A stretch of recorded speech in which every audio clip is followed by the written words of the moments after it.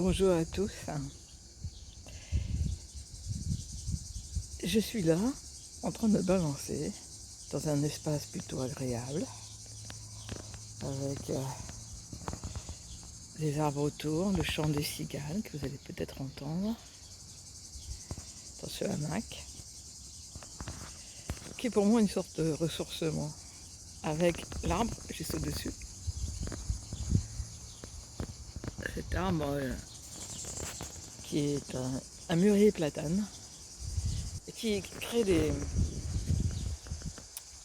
magnifiques mûres qui sont rouges, noirs en fonction de leur maturissement et qui attirent tous les oiseaux. Ce qui fait que je suis entourée des oiseaux. Je voulais juste vous donner cette petite vidéo pour vous parler de cet été. Ce n'est pas un été comme les autres. Je sais, je l'ai déjà écrit, mais ce n'est pas un été comme les autres. Et vous n'êtes peut-être pas, vous, comme avant, comme vous le pensez, comme vous étiez l'été dernier ou un été précédent. Et cela est normal. Parce que cet été, c'est non seulement des énergies spécifiques de transformation de l'être, mais aussi du monde, et c'est surtout une accélération des particules solaires qui viennent du soleil central de la galaxie et du soleil de notre système solaire. Ces particules solaires, elles ont des rôles très très importants dans tout notre métabolisme, mais aussi elles viennent en réaction en chaîne traverser tout ce qui est encore en résistance à l'intérieur de nous. Alors je sais, le mot résistance, on n'aime pas ça, on a l'impression qu'il y a une guerre, il y a une lutte. Elle peut exister, cette lutte, elle peut aussi exister d'une manière totalement inconnue de nous. Comment ça, je peux être en lutte avec moi-même? C'est de cela dont je voulais vous parler.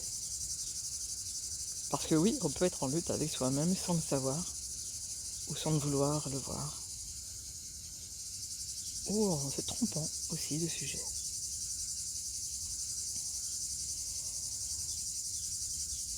Si vous avez été blessé, profondément, dans une partie de votre jeunesse, votre enfant intérieur, c'est-à-dire la part de vous qui avait cet âge-là, à cette époque-là, a été très profondément blessé. Mais ce n'est pas tellement l'enfant intérieur de cette époque-là qui compte. C'est ce que, progressivement, l'être que vous êtes a accumulé d'énergie sur cet enfant intérieur-là, de cette époque-là. Par exemple, vous avez subi un traumatisme à 8 ou 10 ans, que vous vous en souveniez plus ou moins. Mais ce traumatisme est clair dans votre tête et dans votre corps, puisque les mémoires cellulaires, évidemment, sont présentes. Eh bien, vous pensez que toute votre vie, ou une grande partie de votre vie, a démarré à ce moment-là. Et tous les soucis majeurs de votre vie ont démarré à ce moment-là. Et peut-être légitimement, pensez-vous que cet événement a été l'événement déclencheur de nombre de problématiques dans votre vie plus tard. Pour autant, ça c'est le point de vue du mental. C'est-à-dire c'est le point de vue de la partie de nous qui cherche à analyser, à expliquer, à trouver un bouc émissaire aussi, afin de pouvoir avancer. Mais c'est une construction mentale extrêmement négative, difficile, qui ne nous aident pas à avancer.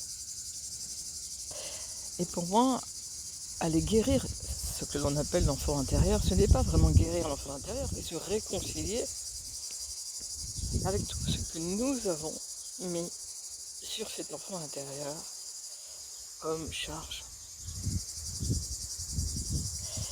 Alors, peut-être que cela est encore trop abstrait. Reprenons l'exemple. Vous avez été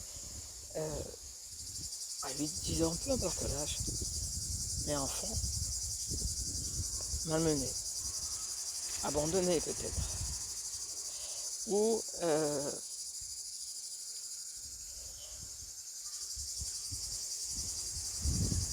vous avez subi un traumatisme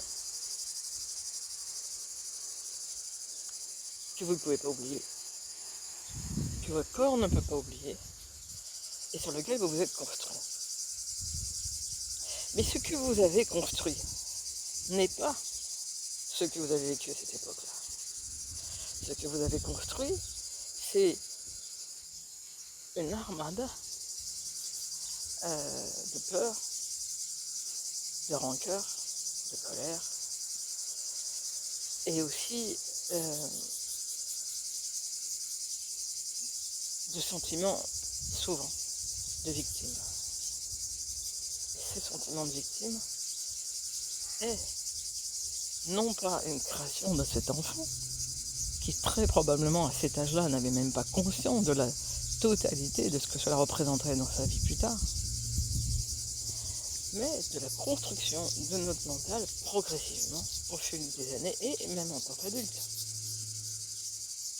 Aujourd'hui, la bonne nouvelle de cet été, c'est que nous pouvons détruire cela.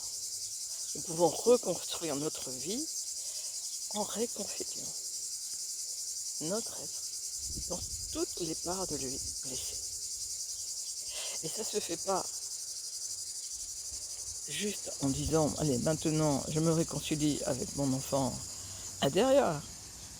Non.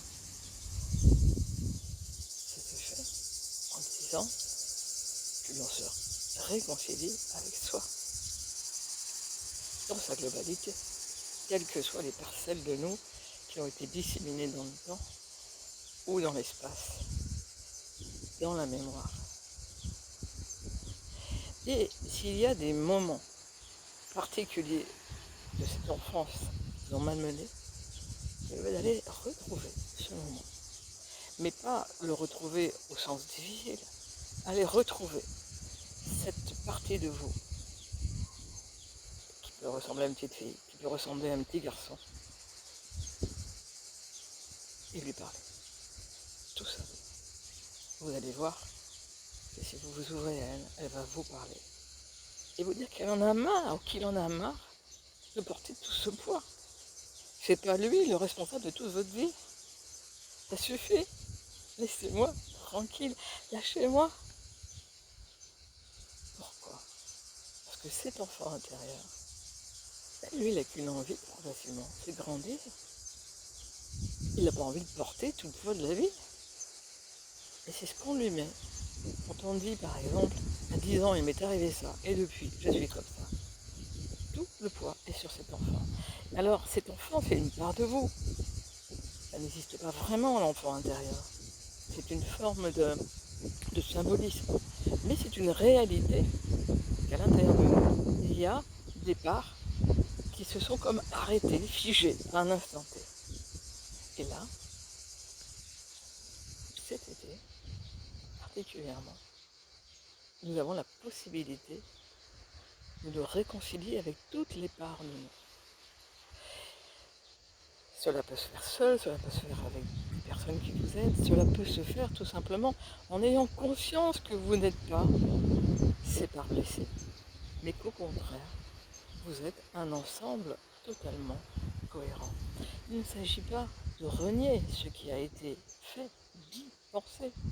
Il ne s'agit surtout pas de vous couper de votre histoire, parce que cette histoire vous a construit, et que cette histoire a eu un sens, même si il est parfois difficile à l'accepter. Mais maintenant, dans la maturation qui est la vôtre, dans l'immense possibilité de cette lumière éblouissante qui nous appelle.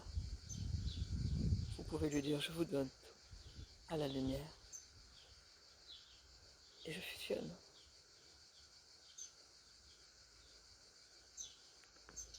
Soyez convaincus, autant que c'est possible,